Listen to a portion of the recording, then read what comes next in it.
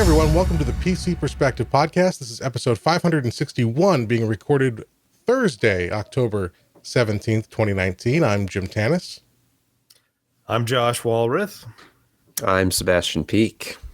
And we're glad you could join us. We normally record on Wednesday nights at 10 Eastern, but we're a day late today. We had a little bit of a scheduling conflict. So Jeremy's not here today. He's off, but Josh is here. And Josh will have to leave. He's got to go to work this evening because there's no, what is the phrase? No rest for the weary?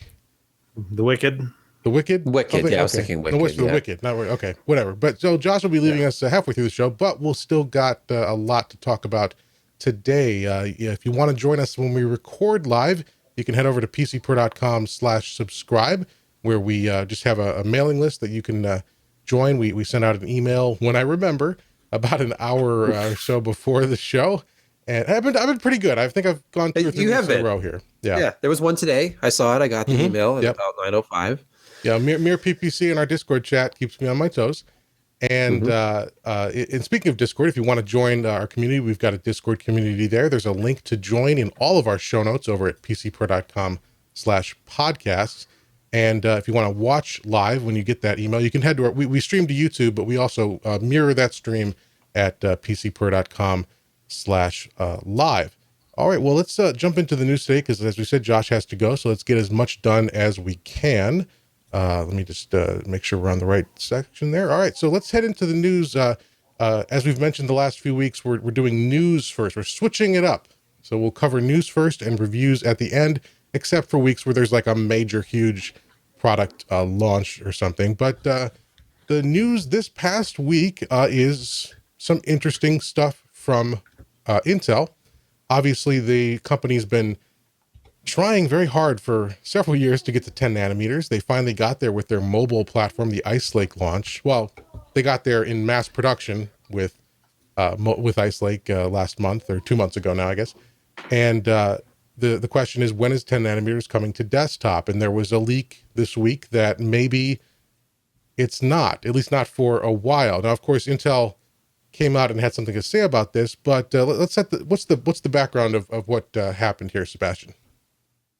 Well, there was a German hardware site called Hardware Lux that I don't know if they specifically said. I was reading it through Google Translate, so it might not be completely accurate. Basically, they said that there were like insider circles were reporting to them that the change to 10 nanometer for desktop is still problematic, that there's a reason they're just on mobile currently with Ice Lake. And they didn't allude to this, but it seems rather telling, if you're buying into this anyway, that they had to fill out the 10th gen mobile product stack with 14 nanometer parts for the higher clocked, higher performance, higher core count parts. And Ice Lake is limited to things that have really low base clocks and aren't as aggressive with turbo boost. So anyway, they're saying that because the mobile processors at these lower clock rates on 10 nanometer, basically they haven't been able to achieve the clocks they want for desktop. And this is claiming, and there was a graphic that I copied from their site that shows all 10 nanometer desktop being canceled, at least according to current roadmaps, canceled until 2022, when they're moving to Meteor Lake at 7 nanometer. And as staggering as this would be if this was actually true, when Tom's Hardware picked this up, I read about it through Tech Power Up. This going around, I watched this the entire day the other day. Finally, Intel responded with a single sentence statement, quote, "We continue to make great progress at 10 nanometer, and our current roadmap of 10 nanometer products includes desktop," end quote. They didn't say we're on track. They didn't say these products are coming, on this date, anything like that. I think the last I heard was that they were only coming in 2020 or even 2021. So, we need official statements, I guess, and public roadmaps that show us when they're actually coming. You could be really cynical and say, okay, well, you could interpret our current roadmap as, well, yes, the last publicly released roadmap that we showed to media, but maybe the revised one we haven't revealed yet, or the roadmap that we'll be announcing next, like say, right before the holiday break, we'll slip this in there, is 2022. But we haven't heard any of that. This is all speculation, of course. So it was interesting. It's been reported all over the place. This comes on the heels of Adored TV's latest video. And if you're familiar with him, YouTuber, very much on the AMD side of things, typically has been very critical of numerous outlets for their reporting, including us at one point, shockingly. And he had just released a video I linked to in the news post about this, where he was claiming that he had a slide that shows Intel is now going to, I don't know if it was that they're spending $3 billion, that it's going to cost them $3 billion in profits or what it is, but $3 billion will be lost in the effort to keep up with AMD on their current generation of desktop CPUs with these price cuts that we talked about recently. So apparently they're just getting more aggressive with pricing and don't have that next product to release. We already knew that. We knew they weren't releasing 10 nanometer desktop this year. But anyway, whether it's actually, would you buy into this, Jim, at all? Josh? Obviously they've had problems with 10 nanometer, but could they potentially continue on with 14 nanometer plus Skylake for 2 more years? Yes. Would you like me to expand upon that? Yes. Okay, so at the ARM conferences, talking to Charlie and another guy named David Shore, and we're all chatting about Intel 10 nanometer. And both of those guys have the opinion that it's essentially not very workable. At least they have it in a place where they can start putting out chips, but it doesn't clock very high. Power is really odd. Bins and yields are not fantastic from what we understand. And they've dumped billions of dollars into it to get it to work. And it's a combination of just lithography and quad patterning, I believe, and a lot of the materials that they put in. It just doesn't work in theory, and on paper it's supposed to be this next generation, promises all these things, but it was originally supposed to be start shoving out basic chips in the end of 2015, and now it's approaching the end of 2019, and they still don't have a process that they can release mass amounts of desktops and higher wattage products. And so that's why they had to keep going with 14 nanometer plus, who knows what. And they're probably focusing a lot of their work on getting a new 7 nanometer that will be competitive, because in terms of overall kind of size and theoretical performance, the 10 nanometer is actually supposed to be better than TSMC's 7 nanometer. But TSMC's actually got a well yielding product that hits kind of all the benchmarks that they need for that. In terms of power, you can clock up there, and 10 nanometers just does not seem like it is economical for Intel. And they're probably going to keep the process around for a lot of these mobile parts, because as we've seen, the mobile stuff just doesn't clock up there. It works fine in low power, but it's not going to boost up very high. And I think after you get to a point, it just starts consuming more and more power, even though the density is good and some of the other characteristics are fine, but it just doesn't have enough to get them up into these higher TDPs. I have no idea if they're ever going to make a Xeon out of it, just because you're looking at a part that it's going to be 150, 200 watt TDP, and it they can scale it out at lower clock speeds, but it just isn't going to get spanked around by the Rome based EPYC. And so it would not surprise me if they did some very basic lower power i3 type and possibly Pentium based on 10 nanometer But I just don't see the kind of meat and potatoes desktop market of 65 watts and above able to be really competitive in terms of the economics and also, the max clock speeds and power consumption and all these other things that, 10 nanometer just hasn't delivered for these higher end parts. Yeah, and as I think Sebastian mentioned this when he was initially discussing it, but one of the speculations about interpreting Intel's PR's response was, well, for them, the Nook platform is a desktop platform, and a Nook form factor would be, would make a lot of sense for what they're able to bring at 10 nanometers. Yes. And so maybe that's their way of getting around it, saying, oh, it's desktop. Hey, here's our latest Nook, and it's Ice Lake, Tiger Lake. We know that we've seen leaks about Tiger Lake coming to Nook, so maybe that's how this goes. Either way, they already had roadmaps out and leaks out talking about a 2021 release for 10 nanometer mainstream desktop outside of HEDT. So maybe maybe it was late 2021, and these rumors are pushing that into 2022. But which would regardless, make a lot of sense. Like if they're going to be end of 2021, why not save it? And it would be like their big, CES timeframe news and release and excitement and all that stuff. Well, if they can push it to the end of first half, holiday season 2021, they're going to do that. They're feeling they're not bleeding bad, but they're starting to bleed to AMD. And AMD right now, they're trying to get as much product on the market.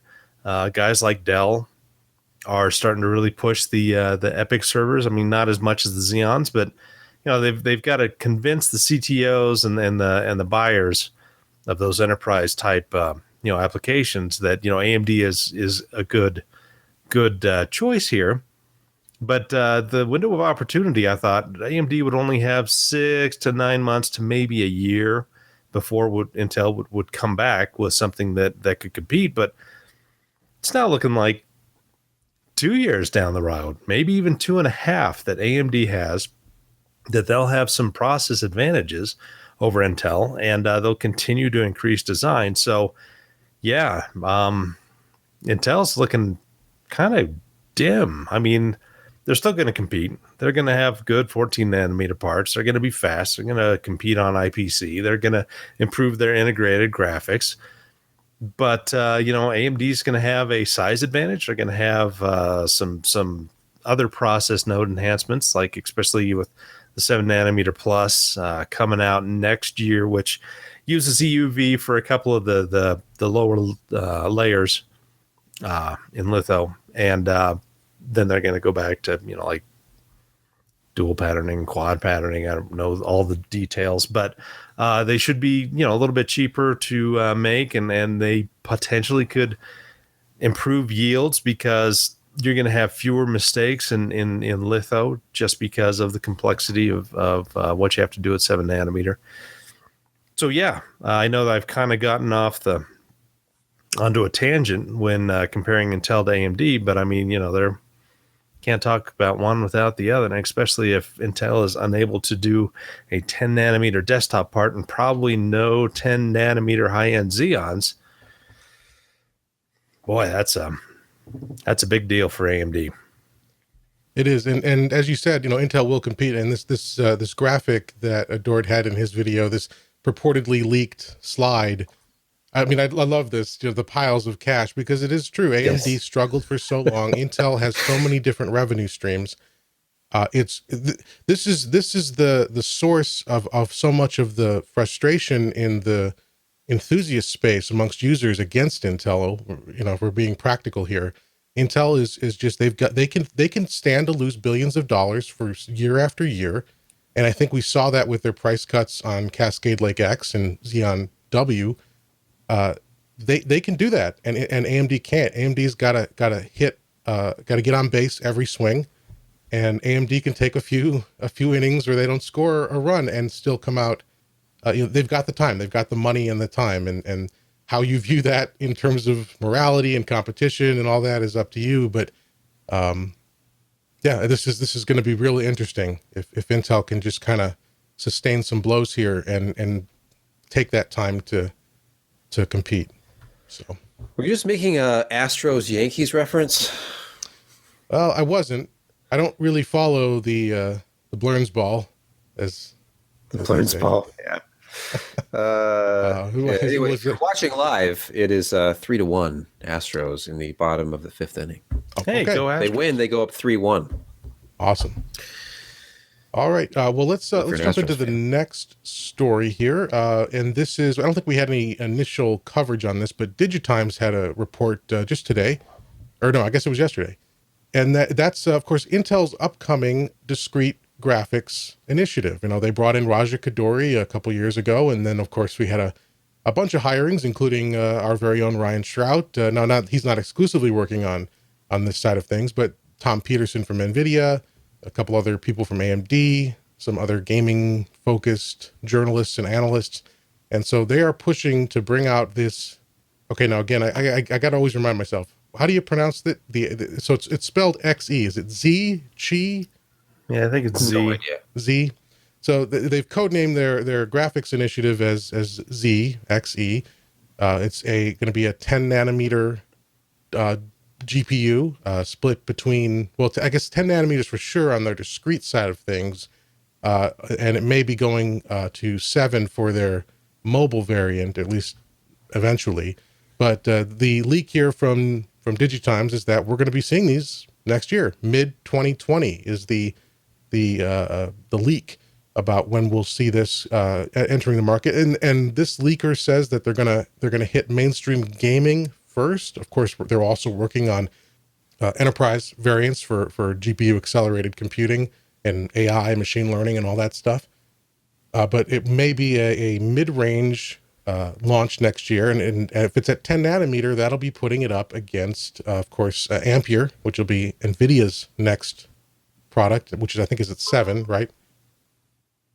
Yeah, I think they were going from 12 Yeah. to 7. And then AMD's, whatever they'll have next year for their next gen, second gen RDNA based product. So what do you guys think about this one?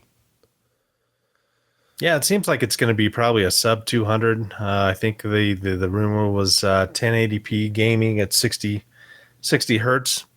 And so it's going to be a small chip, and it probably is going to be pretty low power overall.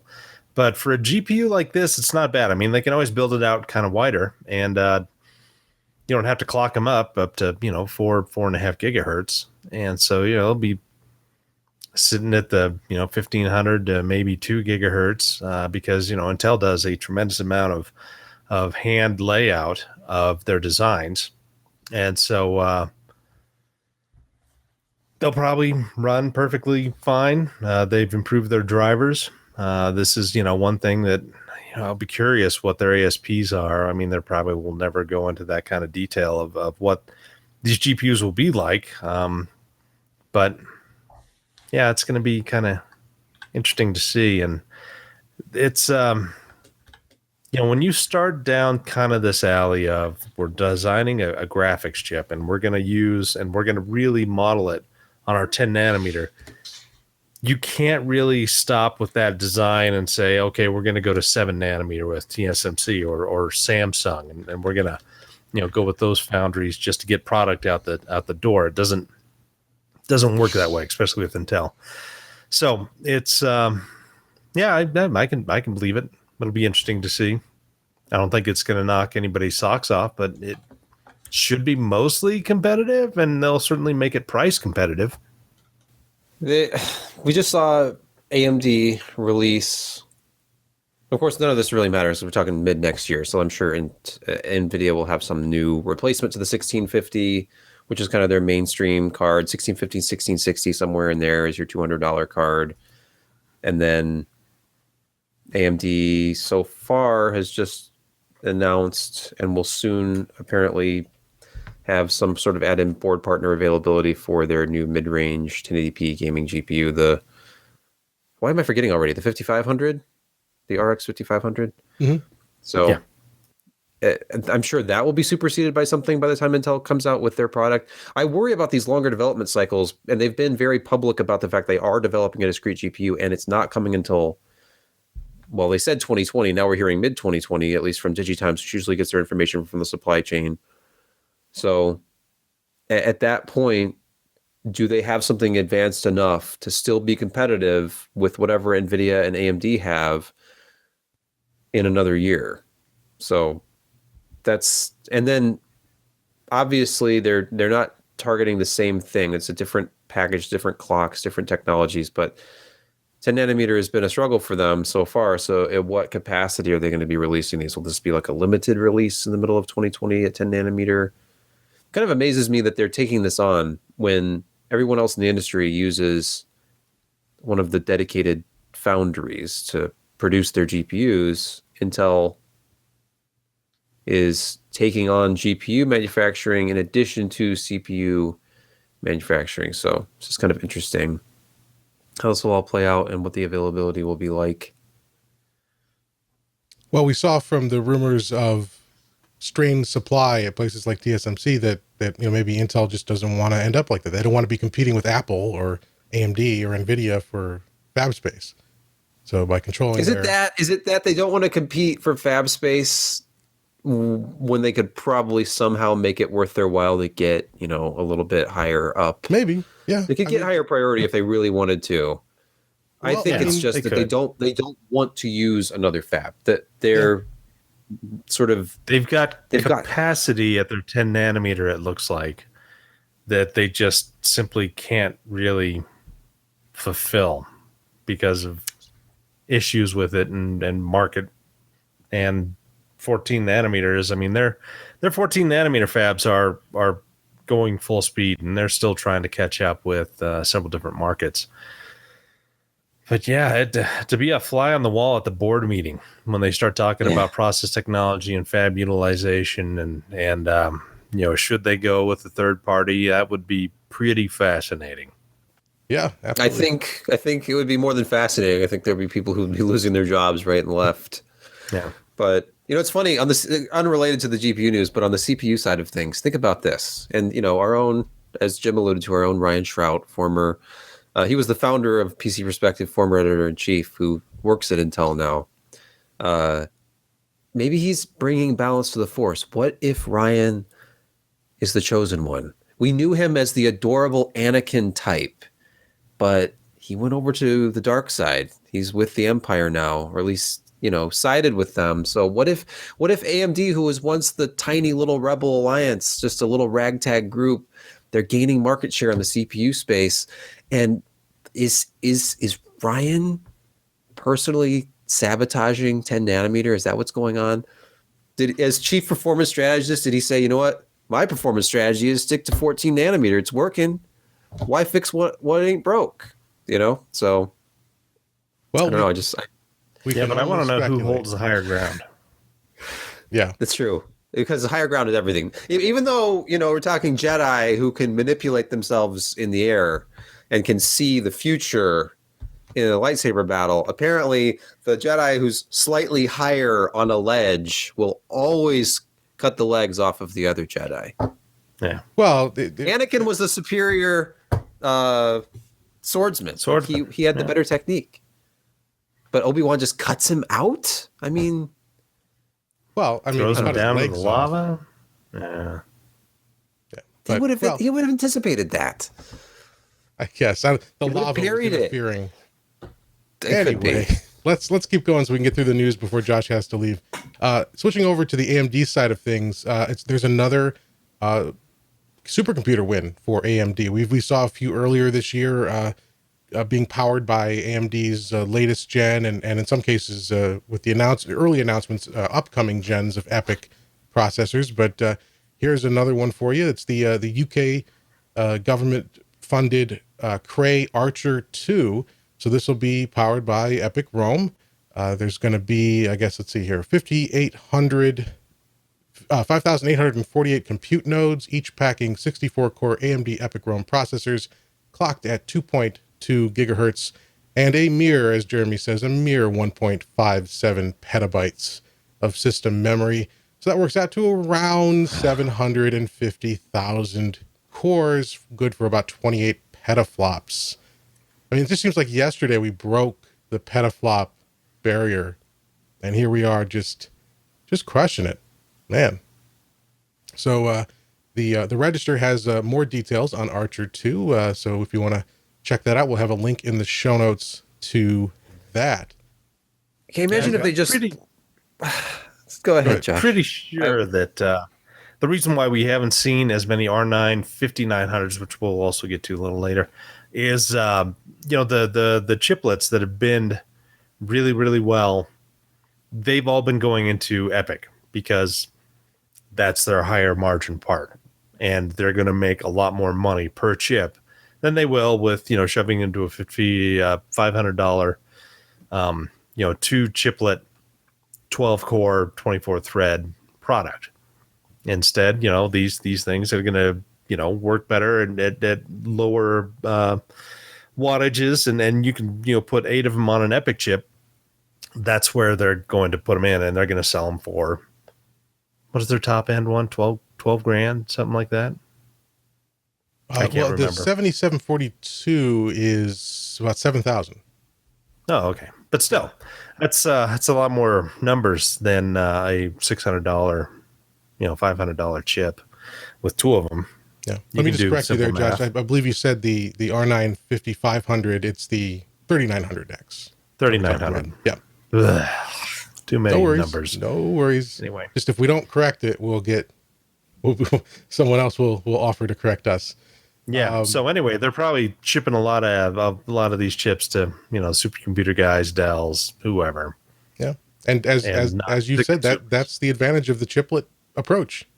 Yeah. It's working out really well for them. If not a little bit frustrating for enthusiasts like me who want to buy very, very fast desktop processors.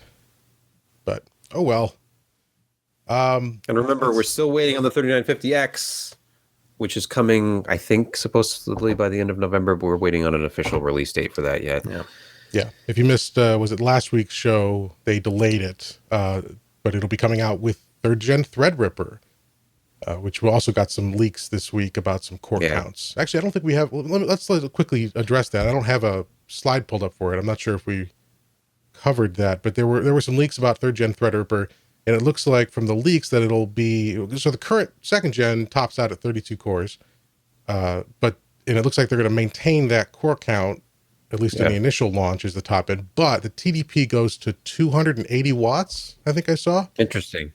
So that's great news for core or clock speeds, right? At those higher core counts. I mean, you're going to need some good cooling, and it's not going to be for everyone, but that bodes well for a clock speed improvement in addition to the inherent wasn't there a new Threadripper cooler that came out, and on the very back it said for use with CPUs with cores from 32 to 64 and 250 to 280 watts of TDP?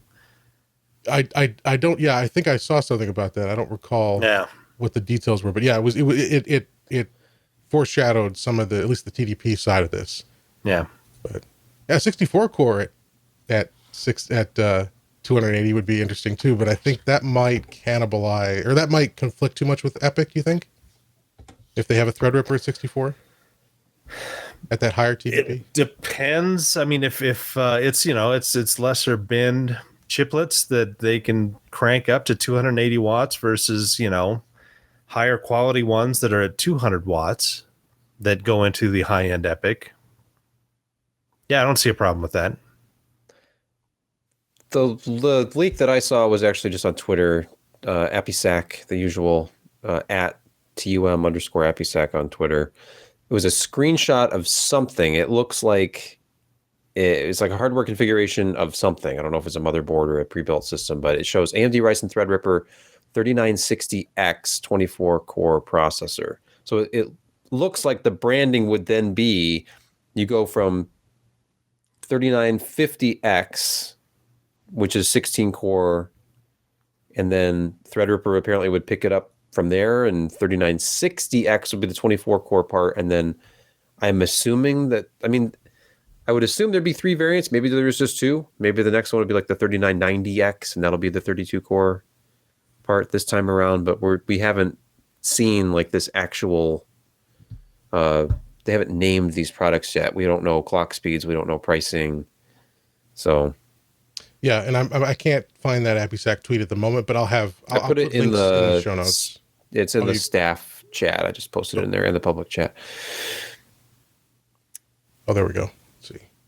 We'll put a post together with this stuff. Yeah, Just kind of a roundup. We'll have links in the show notes to this. Yeah. All right. So sticking with AMD, although in a slightly less positive note, although it may be positive for you depending on what you bought. As we know, a few years ago, before the Ryzen Renaissance, AMD had Bulldozer and Piledriver CPUs that had a little bit of controversy around them because they marketed them as the first native 8-core processors, but in reality, they were 4 dual-core or 4 linked-core. I don't remember the exact technical distinction, but they weren't truly native 8 cores. And so there was a class action lawsuit, as there tends to be with this kind of stuff. And there's a settlement that they agreed to. I guess it depends on where you are. So in California, it's up to $300 a chip because of California's better consumer protection laws. And you can head over to a website that the attorneys for the class action have set up, which is... there we go.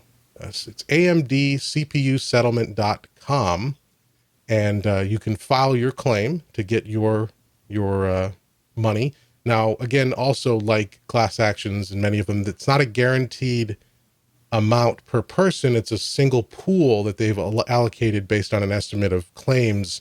And so if more people claim than they were expecting, they could run out, and the claims could either, you might not get anything, or everyone would get slightly less.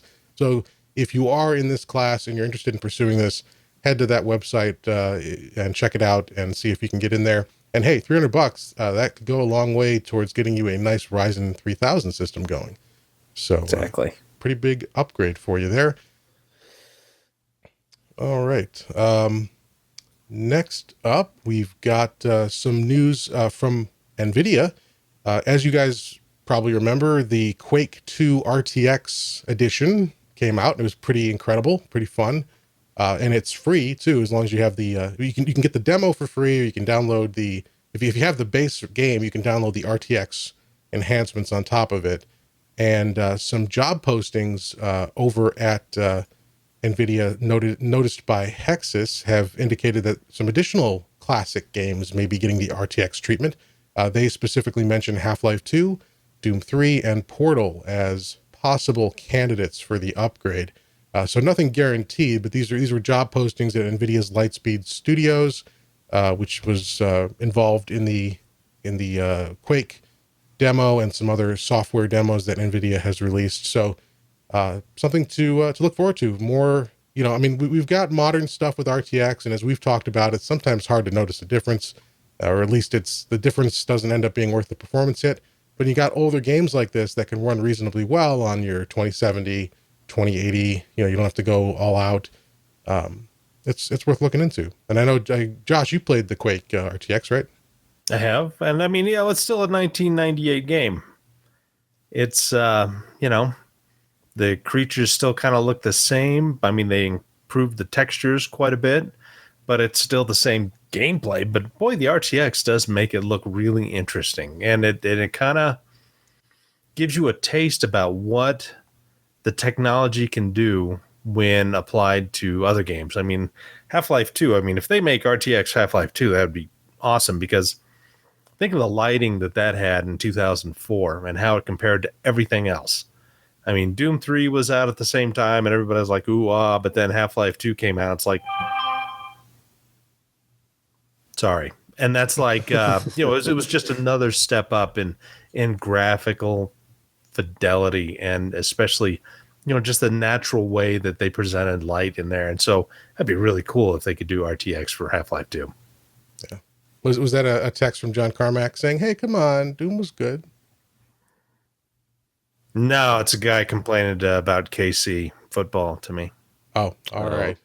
Well, I know you've got to leave, so let's quickly hit this last story before Josh has to head off. And that is, of course, Stadia. Now, Stadia is Google's upcoming streaming gaming service that was announced earlier this year. We talked about it at that time, and we now have a release date.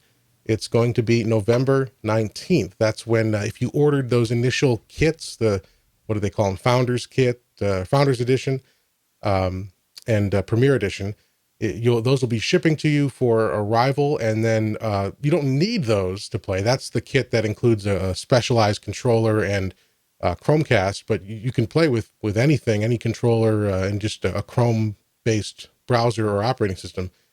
You'll be able to start playing November 19th at 9 a.m. Pacific. So, we've got a lot of questions about this, and we know that Microsoft has their service coming up, and that's already started testing. I know Paul Thurrott over at Thurrott.com, he was talking about his experience in the initial testing for Xbox streaming. And there's a lot of questions. I mean, Google doesn't have a great reputation with sticking with things, obviously. And they don't have any particular expertise in real-time streaming. They do a lot of video, and they've got data centers, but they haven't really done this sort of real-time, latency-dependent kind of stuff. The reports we've seen seem to indicate it's good, but every time I've seen a report, it's been from somebody living like just down the road in Santa Clara from their data center. So we'll see how things go out here in the Midwest and in other locations. But it'll be interesting to see. And we also know the pricing is going to be, I believe, $10 a month for the base service, but that's just for access and the right to stream with the service. That doesn't include games, or I mean, it might include some games like that they throw in, but basically this is going to be like you're renting a PC effectively, and you have to bring your own games through various services. And we've seen that model before with like GeForce Now. The other note here, though, is that it's not going to have all the games available just yet at launch. It looks like the first 4 to launch will be Red Dead Redemption 2, which is interesting because that is also the PC release window for that game. Mortal Kombat 11, Kine? I don't think I've heard of that game. No. Kine. Okay, I don't know. This is from the Stadia announcement here. Well, whatever, but and Destiny 2, the collection. So there'll be a limited choice at first. This is going to be an early adopter thing. It's going to be heavily dependent on the quality of your internet connection, but worth checking out. And if it works well, that's great for additional opportunities to play games without having to lug around all that local hardware. Did you see, by the way, speaking of Stadia, did you see the thing on negative latency that they're talking for this? I put it in the show notes. It's the PC Games N article where their VP of engineering says that due to precog trickery, Google believes its streaming system will be faster than the gaming systems of the near future, no matter how powerful they become. But it basically sounds a little bit like they're anticipating what you will be doing next and actually initiating the control for you, in essence, playing for you. It's kind of cheap, man. Yeah, I don't know if you can turn this off, like, enable negative latency, or if that's something that will be determined based on how far away you are and if there is too much latency for a good experience. But I feel like at that point, why not just watch a playthrough? If it's going to be playing the game for you, then you just like feel like you're controlling it, like, wow, I'm so good at this game because I'm just here observing it. But yeah. Well, I mean, as we've talked about too, there's going to be a transition period here. I mean, I don't think, and I hope that local games won't go away, but there'll be a period where you take traditional games that are meant to be played locally and they have to translate to these online services. And it may not be the best experience, but as these gain popularity, you can design games that account for the latency. And it probably will never be quite the same, but you can create an experience that is taking advantage of that. Just like in the console, game manufacturer or game developers for consoles have coded their games to account for load times and other console specific things, and there's a way to create something here, but we're going to have this awkward period where we're just taking the old and trying to slap it into the new, and we'll see. But we're going to take a quick break now. We're going to say goodbye to Josh. So everyone wish him a happy evening struggling with Windows Server updates and and whatnot. And we're also going to hear from our sponsor this week. So good night, Josh, and we'll be right back. Today's sponsor is Capterra, the leading free online resource to help you find the best software solution for your business. What if you could make your work take less work? You can with Capterra. Capterra helps you find the right software for your needs fast so that you can get back to business even faster. Compare thousands of software options, read reviews, and instantly narrow your favorites. You'll have more time in no time. Find the right software right now at capterra.com/PCPer. With over 1 million reviews of products from real software users, discover everything you need to make an informed decision. Search through more than 700 specific categories of software, everything from project management to email marketing to software designed for yoga studios and health clubs. Software for medical offices, law firms, nonprofits, art galleries, wineries, for any business, small or large, and no matter what kind of software you need, Capterra makes it easy to discover the right solution fast. For example, here at PCPer, we needed a new link shortening service to help us easily share links to our articles in places like social media and podcast show notes. With Capterra, we found dozens of options, and we were able to quickly pick the right solution thanks to Capterra's honest reviews from real users of each app or service, easily comparable lists of pricing, licensing terms and features, and helpful screenshots and videos showing the software in action. And best of all, Capterra is absolutely free. No sign up, no subscription. Just head to capterra.com/PCPer for free today to find the tools to make an informed software decision for your business. capterra.com/PCPer. That's CAPTERRA.com/PCPer. Capterra, software selection simplified.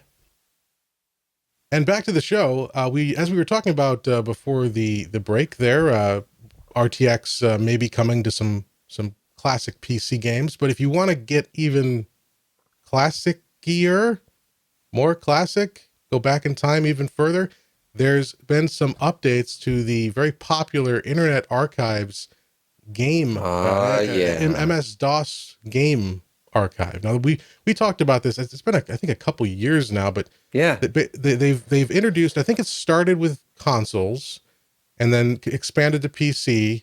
But basically, there's a built-in emulator, web browser-based emulator over at the Internet Archive that lets you just fire up and play a bunch of games, console and PC, without having to install anything. And it's not perfect, but it works reasonably well. And they've just added an additional 2,500 MS-DOS games to that archive this week. And so we'll have a link here.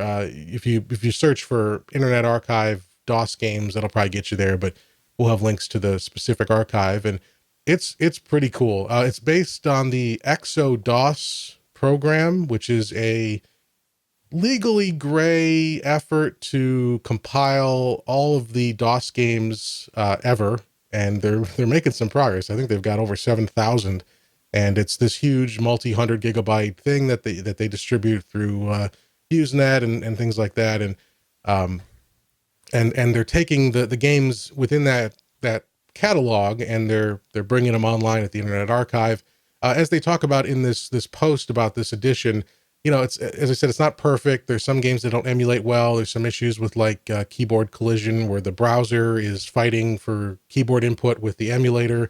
And then also, of course, is as you get into the 90s, you get CD-ROM based games, which can be several hundred megs, and they've got to cache this stuff. And so that means caching like 700 megs in your browser, which can be a problem for systems with limited memory, systems with slower internet, data caps. And so they say basically they have those, you can do it, but if that's a problem for you, maybe just avoid those CD games for now until they figure out a better way. But it's pretty cool. You can head over, browse through a bunch of the games, and you just click and it fires up an emulator right there in your browser and play away. I've used the ExoDOS system, which uses Launchbox as its basis. Launchbox is unrelated to that. It's just a multi-game launching application, but they package it in to help you organize all these DOS games, and that's pretty good. But if you don't want to download, I think it's 500 or 600 gigabytes. You don't want to download and manage that. This is a good way to go, just to check out some DOS games. And like I said, it's legally gray. there's some games that are in these collections that are still commercially available, but there's many that are not. And that's my view is especially for those, if it's not commercially available, you know, in at least in the American judicial system, you have to show damages for a civil suit. And I don't know what kind of damage you could demonstrate as if they could even find the rights holder to some of these old 80s and early 90s games, you know, what kind of damage there could be if you're playing a game that you can't buy anywhere. So do you think Rockstar Games cares if somebody plays Lemmings in their browser? I mean, I don't know. I know that at one point they themselves gave away like GTA, the original GTA. You could go to their website and download it. I mean, it is an issue, as with everything. It's an issue of whether it's worth it for some of these companies, because they've got to retain counsel who's got to go out and find you, and then they're going to sue you. And do you have any money? And, you know, so it's not, you know, a nonprofit like the Internet Archive. I don't know what the liability is there. And then even less so for individual users. Like, I'm not saying go out and pirate the latest games, but, you know, some of these old games that you can't find anywhere else. Jim, I'll say it. I feel like that's what you're implying, so I'll just say it. I recommend all of our viewers and listeners especially to go to archive.org, because apparently Jim thinks it's pirating. I find the Internet Archive to be a valuable resource for all sorts of ISO files that would otherwise be difficult for me to find. Well, and often they even include high-resolution scans of all the supporting documentation for the software that I find. Well, actually, that is a good point for these older games that have that kind of copy protection where you got to look in the manual or match a color. They do include that. So, true. Yes. Yeah. So I'm going to leave it up to you. Obviously, I'm a big GOG fan, as we've talked about. I've bought hundreds of games from GOG over the years, and if it's available there, I mean, go there and do it and support programs like that to encourage developers to partner with organizations like that to bring these games back. But if it's not there, if you can't find it anywhere, do what you got to do. I don't know. But yeah, you can finally beat King's Quest. Yes. Mm-hmm. Looking at the chat here. I mean, I like GOG too. And it's the nice thing is, unless you're willing to just play it in a browser, and there are potential issues, some conflicts and things as you discussed. If you would like a better experience, then there's some tweaking and some things you can do with DOSBox to really make these programs shine on a modern system. And there's other things you can do too, like you can get freely available. And here's the thing, it seems like every time we talk freely available and old previously licensed commodities, not just the games, but things like the sound fonts, the ROM files from the MT32, the Roland module, where if you use ScumVM or if you use DOSBox and have configured it to use Munt, which is like a MIDI emulation program that specifically does the MT32 and its variant. It was the CM32, I think, but you have to have those ROM files for it to work. So are you going to buy an MT32 on eBay and somehow get a ROM dump off of your personal MT32 to make, you know, ScumVM work, or to make DOSBox work with Munt to listen to the better sound of those old games that supported it? Probably not, but all the stuff is out there. It's just, you always run into these issues where it's either you go out and you're a nut, like some people I won't mention who have a variety of old PCs around me right now, and I own an MT32 and an SC55 Mark II and an SC7. I think those are the only MIDI modules I own, and a variety of sound cards, and I play around with all this stuff whenever I have time, which is almost never.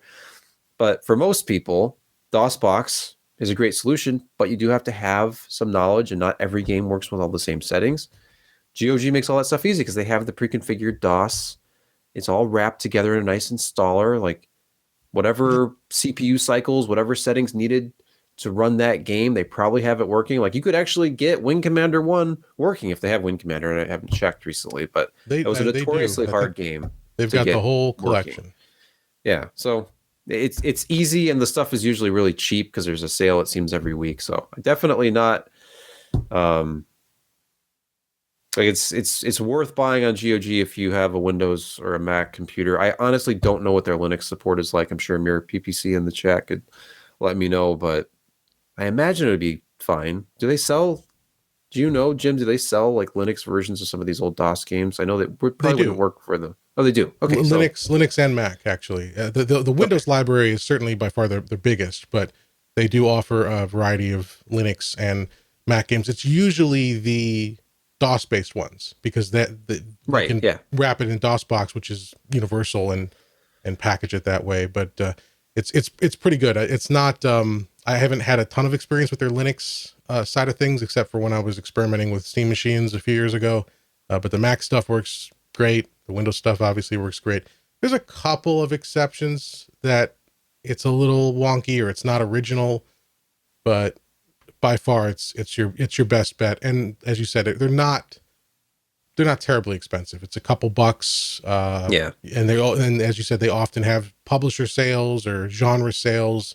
I mean, if you subscribe to their newsletter, it's like 3 times a week you get an email saying, "Hey, you're 75% off strategy games."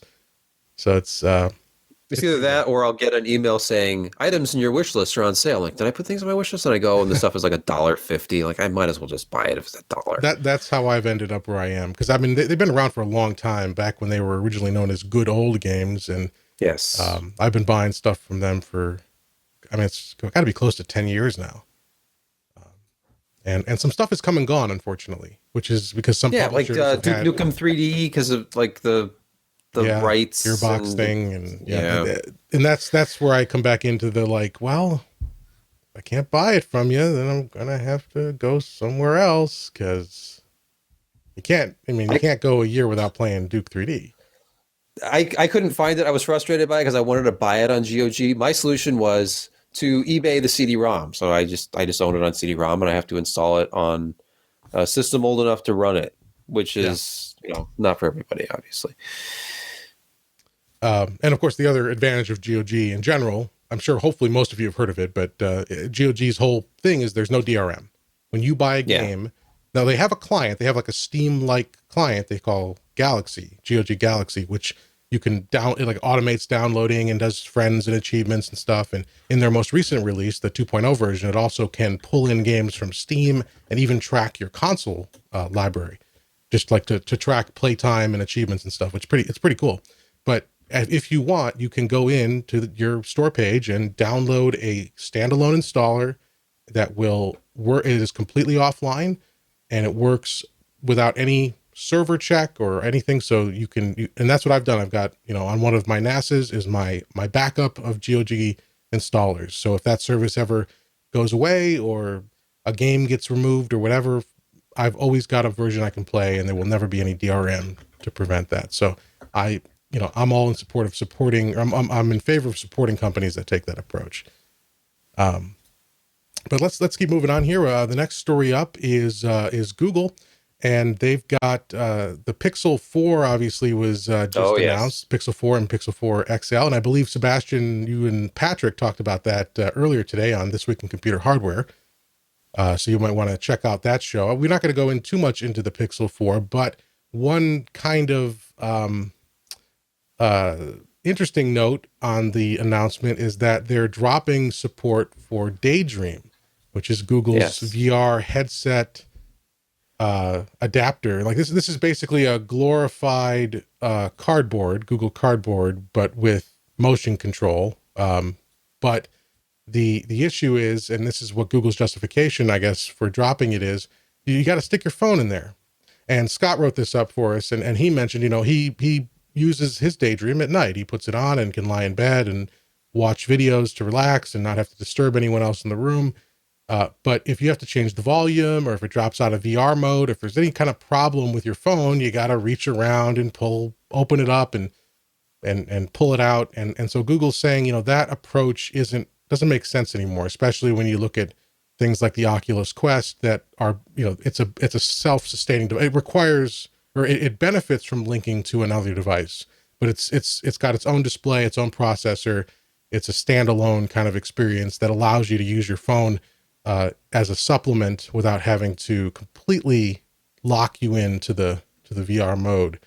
So I know I don't know if we actually ever reviewed it. I know that before the transition here at PC Per, the old team got a couple of these in as like review units. I don't know if we actually ever published anything at that point, but we took a look at it and I tried it out, and it worked well for what it was if you had a compatible phone. But I think Google's got a point here. I mean, you don't ever want to see features taken away, but this approach to VR and AR is not the future. It's going to be the standalone stuff, I think, going forward. You ever tried? I mean, it had the advantage of being very briefly. I think it was the same unit that was around the office. Ryan sent it to me. I was testing out one of the Pixel phones. Maybe it was the first one, and then I sent it all back together. But it was just like, for a low cost solution at that point, I had already used, I think it was the Oculus Rift. And it's obviously not in the same ballpark. And I've never liked VR. I never liked any VR experience because I'm very susceptible to motion sickness. And I never liked the whole, like, having to move your entire head to change your line of sight thing. And it wasn't until I used a prototype that used like eye tracking so that you could move your eyes and then your head sort of naturally could follow that I thought, okay, this I could get on board with. Now, what Scott's use case is different because obviously you're stationary. If you're watching TV, you'd probably be just looking at the screen. So looking straight forward into your Daydream goggles, which are just projecting your own phone screen at you, that's totally different. Some of the simulated like theater type environments that I've seen would probably work well with that. But it's just, I think the tradition with Google is to introduce products and then subsequently cancel them. So this is just par for the course for them. Yet another interesting product that runs its course and then disappears. Yeah. It lasted pretty long, all things considered. Oh yeah, for Google it did, absolutely. Yeah, at this early age of this VR stuff, relatively early age. I've never liked VR either. And I think it's just because my eyes, I'm nearsighted, so I require glasses, and I've never found a VR headset, whether it's something like this or a full-on HTC Vive or Rift, where I can get the focus just right. It just never, it's always just a little off, and then I start getting a headache, and I can't get immersed. Although I did have one experience, I think it was when I first tried the Vive, and there was a scene, it was one of like the demos where you're underwater on a sunken pirate ship. And I heard something from the sound, and it was over my shoulder, and I looked, and this giant sea turtle was just coming up over my shoulder. And for a brief moment, I had that sort of escapist, immersive feeling. And then I got a headache and it went away. So I was going to ask, like, in that moment, I'll refrain. There was something about bodily functions and that sort of fight or flight. But you don't have to share those types of personal experiences if you don't want to. It wasn't frightening. It was just like, I felt like for a moment, I felt like, oh my gosh, I'm underwater and this thing is real and floating. And it was amazing. It was cool. But again, just for a brief moment, and hopefully. Now, in fairness, you have shared privately that you were in the bathtub during this experience, just to have that sort of immersive feel of being in the water. Which is how I usually use my VR headsets as well. Is like either bath or shower. Probably. Yeah. Multitasking. And you got to be naked so you feel the water. That goes without saying. Yeah. Plus, I mean, any kind of tracking, like Connect in the living room, that sort of thing. Anything that uses motion detection, your clothes they're just going to confuse the cameras. So absolutely. Well, that was the last of our audience. They just signed off. Yeah. So, all right, let's finish up the news here. We've got one more quick story. This is about a new headset from Sennheiser. Now, wireless headsets and wireless, gaming-focused headsets are very popular these days. But battery life is key. If wireless gives you that freedom of being able to move around, not have an extra wire kind of dangling off of you. And some companies, like look at Corsair, they're using things like Capterra LEDs and Slipstream wireless to reduce the power requirements and increase longevity. But Sennheiser here has got something coming up. It's the GSP 370 wireless headset. And so they're advertising 100 hours of runtime wirelessly. And we don't have a review of these. They just got announced here, but it's looking pretty interesting. 100 hours is, I mean, even the most dedicated gamer, that's a week of use. And so if you can go a whole week and then charge over the weekend or charge at night or something, that's not too bad. I mean, what do you think? Is battery life still a problem? Have the current crop of headsets, have they gotten to an acceptable level? Is this necessary? Totally acceptable as far as my recent experience, because most of them are in that certainly well into the double digits for hours. Like, it depends on what volume level you listen to, but somewhere in the 20 to 40 hour range, I think is pretty common, at least for claimed battery life, which is usually no RGB effects enabled, volume at 50%. You probably need a strong signal, but that's like the use case of I'm sitting at my desktop gaming. I don't need RGB lighting effects because there's nobody here to see it, and I'm looking at my monitor. And if they have decent sensitivity, you don't need the volume anywhere near 50% usually. So in that case, how long do you need it to work? I mean, even if you're going on a 24-hour gaming marathon, a lot of these are probably still going to do that. At least some of the newer generation. There were definitely issues with battery life just because of battery technology and that sort of thing in the past, where I think probably 8 to 10 hours would be pretty normal. But what's confusing to me about this, and I'm looking it over, this GSP 370, the technical data on their website, the Sennheiser website, is not very technical. So I don't know exactly what wireless technology they're using. There is a dongle in the box, so I'm guessing 2.4 gigahertz. Doesn't specify. It says under connection wireless. That's all. It doesn't say Bluetooth. I'm assuming it's not Bluetooth. Typically these things are not. They use 2.4 because it's low latency, high quality. But they charge via micro USB cable. They use a dongle. So it's just like pretty much every other wireless gaming headset. The design, I think, looks really cool. It looks like it'll be pretty comfortable. It's a wide split headband. So you have a little bit more kind of surface to even out the weight distribution, I guess is what I'm trying to say. And then they're not very heavy, 285 grams. It's not the lightest, but it's not particularly heavy either for a gaming headset. So I'd be curious to hear how good these sound, because obviously Sennheiser known for high quality sound. And then the other one, I think the one that Chris, one of our contributors, reviewed last was, I think it was he might have done the 670. They have a higher end, like $300 plus gaming headset that he did get to look at. So this brings that down at least to the $200 level. That's their MSRP. And they have a cheaper one. I'm looking on the website. They do sell one in the $100 range. That's currently $79.95 on sale. The GSP 300, but that's wired. So this is kind of a pretty big jump to go wireless with Sennheiser here. Yeah, it looks like Chris last summer reviewed for us the Sennheiser GSP 600. At, it was 600. At the time priced at $250. And let's see, he won an award from him? No, but we'll see. Well, we'll link to that as well when I link to this, so you can check that out, see how things are different between these two models.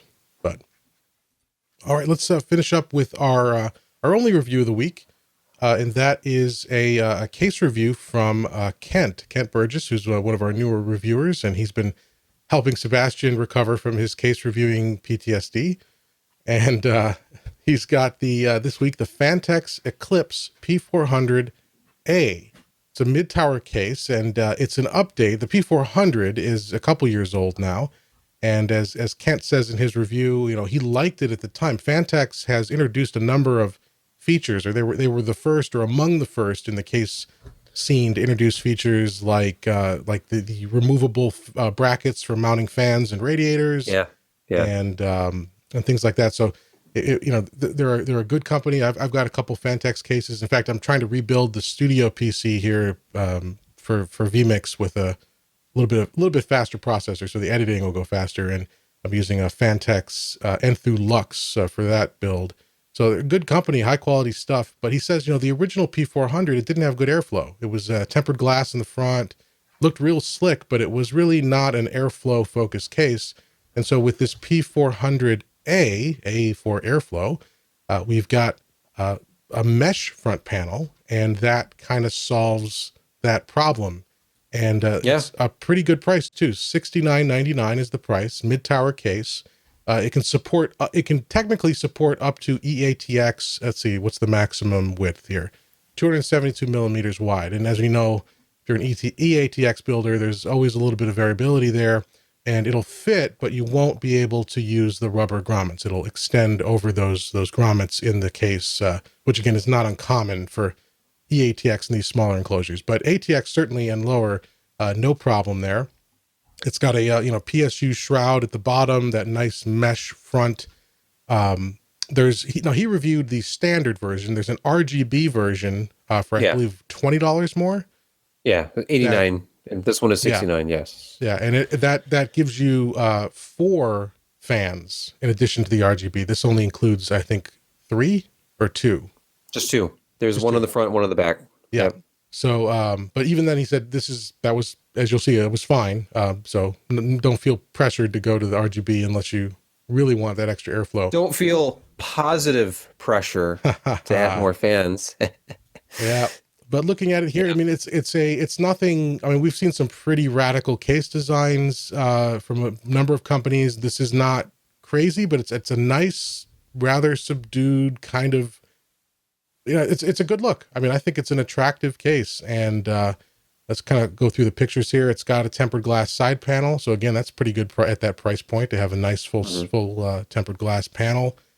Here's a look at the inside of it. You've got SSD mounting there, lots of grommets for routing cables. The PSU shroud is removable. It's very it's customizable, like a lot of their cases. You can pull out parts that you don't need and mount radiators if you want, or move components around.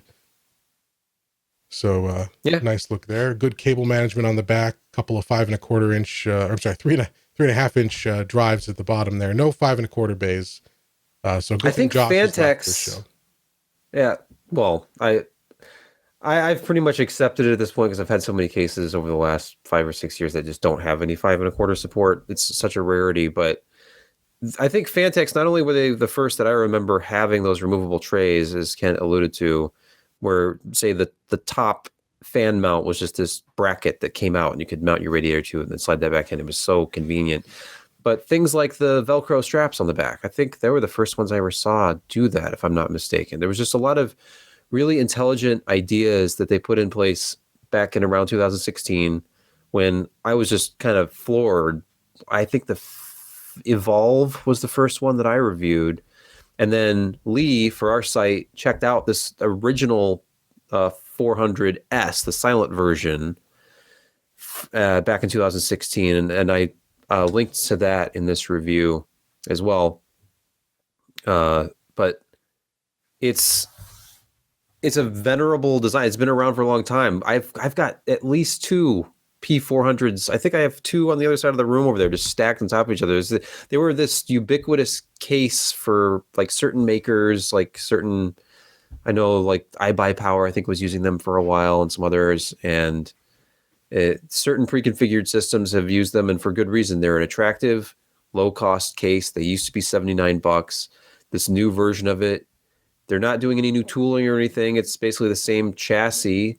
The cost has come down, which is really nice to see.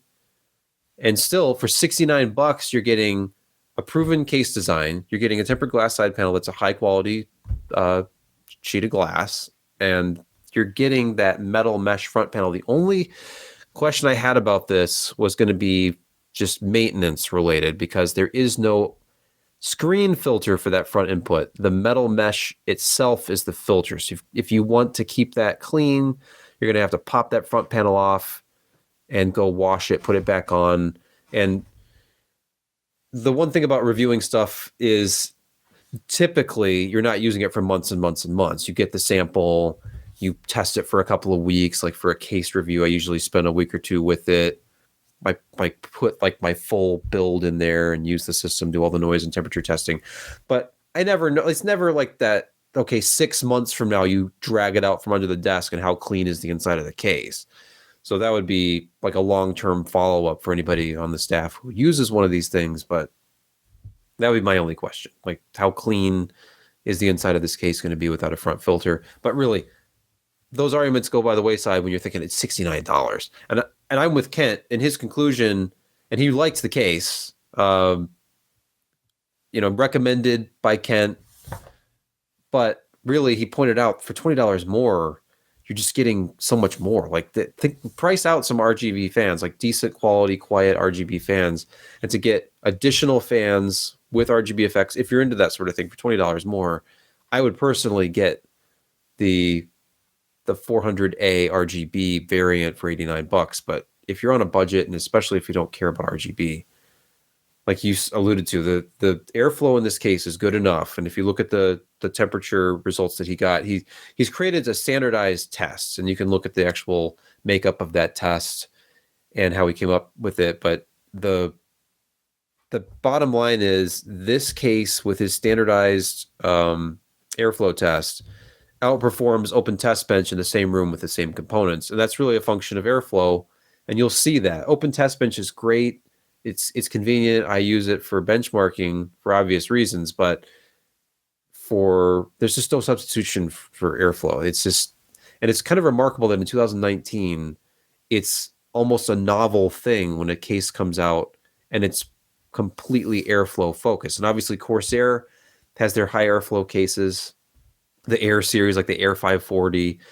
And then we've seen like Fractal's Meshify C is a popular case, this smaller, like the compact mid-tower case with a mesh front panel.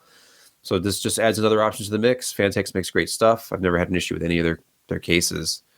So, I nothing but positive things to say about this. And I not even the one who did the review. I'm just remembering using the P400 and to see, I would like to see more cases offered with an airflow option instead of a glass front panel for sure. Yeah. Because it sounds like it would make it louder when you're taking away like an insulated front panel, but really with higher airflow, all the fans can operate at a slower RPM, and then you're pretty much just like graphics and CPU cooler dependent as far as noise at that point. Mm-hmm. Because obviously, we're past the point of hard drives making a lot of noise. Even if you still use a large capacity hard drive in your build, not just SSDs, you'd be hard pressed to hear like a Western Digital Green or really any Western Digital drive anymore. They're all so noise optimized now. Well, I've got a 6 terabyte gold that would beg to differ, but it's special. It wants to cause some problems. Really? Okay. I haven't heard a hard drive in a long time. Loud. It is a single drive. I use it as just a backup for the video volume. And it's like it is a grinding little thing. And I've done all kinds of checks on it. It seems to be working fine. It's been 3 years now. Works great. Performance is great, but you can hear that sucker. And I will say the HDST stuff, like the drives I harvested out of Easy Store enclosures from Western Digital, those make quite a bit of noise. Like when they spin up, you can hear it, and then they're kind of clunky and they make some like seek and access noises that I wasn't expecting. But I apologize. I don't know why it's not switching over to. Oh, there we go. Okay. Oh, there I am. I'm right here. I clicked the wrong button. And it just. I wasn't doing anything visual. Yeah, I don't know what that was about. It's. Sorry. Yeah, if you're super sensitive to component noise, maybe mesh front panels aren't for you, is what I'm trying to say. But if you have quiet components already, like that, I actually have it right here. This giant MSI video card I recently reviewed. These things, the default fan profiles for them is silent at idle, and then like 1200 RPM at load. The modern big coolers like this make almost no noise. I measured this one at like 32.5 decibels under full load. So it's not going to be loud in the room to have a case like this. That's all. Oh no. Here in the chat, a quantum fireball. Okay. The quantum fireball hard drives, if you're not familiar, are the single most obnoxious hard drives. I I've only experienced a Bigfoot once, and I didn't do a side by side. I don't own a Bigfoot. I have 2 quantum fireball drives, actually. One in an old HP system that's like a throwback to the one I grew up with. The first PC we had when I was a kid in the house was an HP Pavilion that had a 6 gigabyte quantum fireball hard drive in it. It was an AMD K62 system, 64 megabytes of RAM, and it was that high pitched whining sound that to me was just what it sounded like to use a computer, but I always found it kind of annoying after a while. To go back and hear that again, I'm like, no, I can't do this. Those drives are, I don't mind clunking, grinding. I miss hard drive sounds. I'd kind of like simulated hard drive sounds from an SSD. I think that'd be a novel idea that nobody would ever buy. But yeah, quantum fireball, for some reason, they work 20 years later, 30 years later, but they make this horrible whining sound that once heard is never forgotten. Jim is speechless. I mean, he's not speechless. Sorry, but he's muted. Yes. I was about to say I've somehow broken vMix, and I have to use the secondary means of switching cameras, and so I don't know what I did, but there might be an issue there. But split screen, leave it on split screen. Well, I do want to the CNN style. I want to point out that there is a vertical GPU bracket available for this P400A case. It's not included, but it's an optional accessory, and so they sent it to Kent, and he installed it just so you can kind of get an idea. So that's an option there too if you want to show off that fancy GPU. But that's a trend I wouldn't mind seeing go away. Although if you look at those fancy builds with the hard tubing and liquid cooling and everything, and they have the vertical GPU, that's where it kind of makes sense because it's a showcase.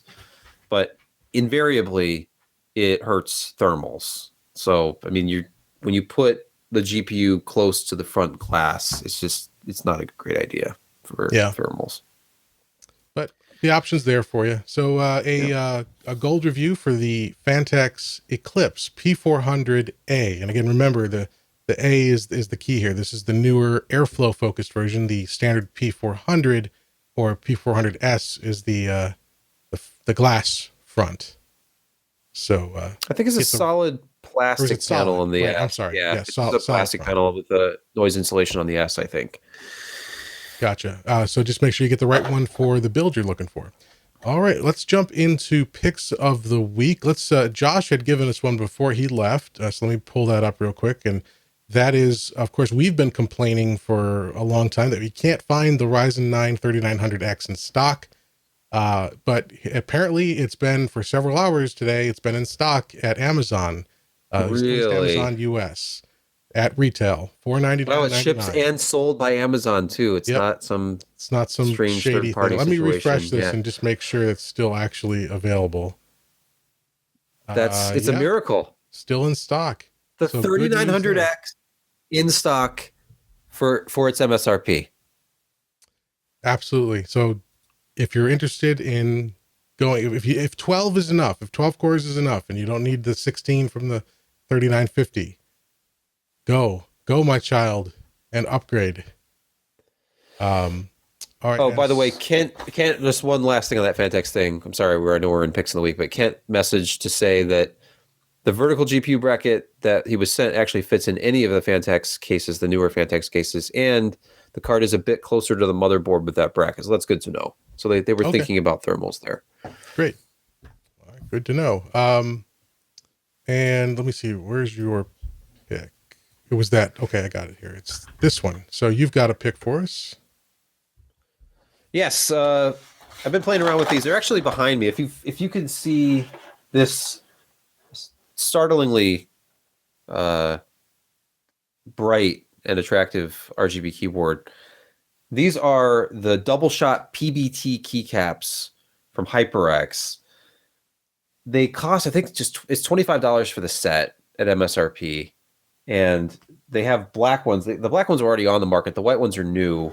These are their like pudding, the white pudding. They have like a darker white and then a translucent side, and completely changed the look of this existing HyperX keyboard I had laying around. But the other thing about it is, and I've got to write up the review, they totally changed the feel of the keyboard. I was never a big keycap person. I've never changed out keycaps on a keyboard. I thought it was all about key switches. The feel was all in the key switch. And these are the silver speed switches on this one that I never really liked. I was objective about them when I reviewed this particular keyboard, but I said I was struggling when I used it because, yeah, they felt really fast, and for gaming it was fine, but just for general typing and things, I was making mistakes constantly because they had very lightweight keycaps, and the slightest touch against a corresponding key, you go for the P and you tap the O, and it was actuating the O. Like, it was driving me nuts. And I put these keycaps on. I don't know what it is about them. They're a little bit heavier. They're more substantial. They totally changed the feel of that keyboard and made it like one of my favorite keyboards to use now, which just seems kind of strange. But there's a huge difference in quality from like your average ABS keycap, like a single shot keycap, thinner, lighter, and moving to one of these PBT keycaps, which are a more durable material. They're thicker, they're double shot construction, just a fantastic upgrade.